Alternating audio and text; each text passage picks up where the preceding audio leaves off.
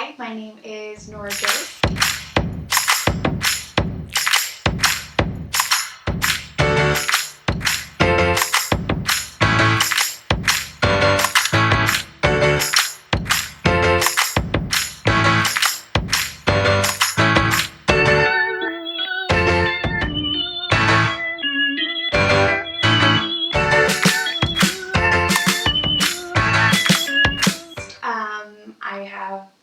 I'm in Cushing's recovery and I have PCOS. Welcome to my channel. Disclaimer that I am not a doctor, so don't treat me like one. Okay, friendly reminder to please subscribe to my channel if you're watching this video. If you find me helpful, share these videos, tell your friends, call your mom, follow me, you know. Yeah, and feel free, I'll put my TikTok and my Instagram in the corner. Just give me a little follow on those. Okay, so today I'm just going to do a quick Q&A with questions that I've gotten. So if you see me looking down at my phone at all, it's just because I'm reading some of your questions. First, how is your period post-op? I do have polycystic ovarian syndrome, so that it does have some inconsistencies. I got my period literally the day after surgery, which I didn't prepare for. I was in the hospital and I was like, great, I haven't had my period in 2 years and now I have my period in the hospital and I'm all alone and I have no tampons. Great. Obviously you can ask the nurse for tampons, but I was like barely awake and delirious and not thinking properly. So I had my period right away, and then I had it every 2 weeks for 6 months, and then it skipped for 3 months, and now it's somewhat consistent. That is caused by the polycystic ovarian syndrome, but I did get my period back right away. Some people, it's more of a slow burn, and some people don't get it back for a while. So I would see a gynecologist post-op. You know, I'm seeing one, and it's helpful.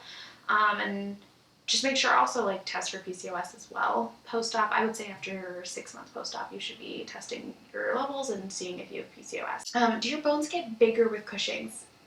No, they get more hollow actually, and less dense, and you can do a bone density test to help see if your bones are being affected, and a lot of doctors use this as a precursor for diagnosing with Cushing's. Mine doesn't, thank goodness, but some of the ones that I was referred to did. It's a big test though, so you know, if you don't need to do it, don't, but if the doctor wants it, like, it's not uncommon to do that. So no, they get bigger, they get less dense, a little more brittle, a little bit weaker. Your muscles kind of deteriorate a little bit too. Why would someone not be in remission post-op?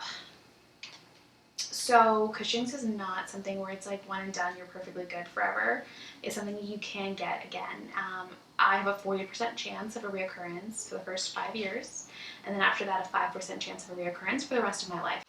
So Cushing's is never something that I like don't have. I'm gonna have it forever.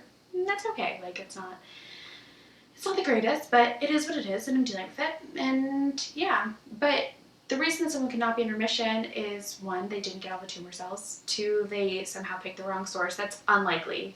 You should know your source. 3, you go into remission and you think you're in remission, but then you have a reoccurrence. So some people call that not remission. Or if your pituitary never bounces back. They don't consider you cured unless your pituitary completely bounces back. So you can be in remission and not get to cured because your pituitary doesn't bounce back and you have to stay on steroids. I'm almost a year out and my pituitary has not bounced back completely. I'm not on steroids, but I do experience a lot of low symptoms still to this day. I hope that was clear. If it wasn't, let me know. What is post-op really like? Honestly, I barely remember post-op, but it was difficult. I know that. It feels now like I could do that again, but at the time I was like, I could never do this again.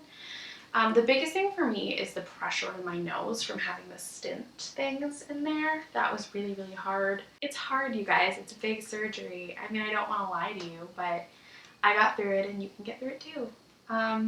You do have crashes and start experiencing low symptoms. I was cyclical, so I experienced low symptoms before, so it wasn't like new or strange or different. It was just like, this sucks, but like I know what it is. Yeah, also I have a couple other videos on post-op if you want to check those out. Yeah, okay guys, those are all the major questions that I saw. If you have any more, then comment on this video.